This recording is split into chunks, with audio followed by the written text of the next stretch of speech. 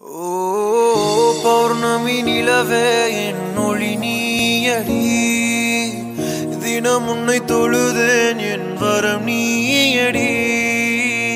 விழியே போனாலும் இருளில் காய்ந்தாலும் இன்றும் உன் பாதை அறிவேனடி.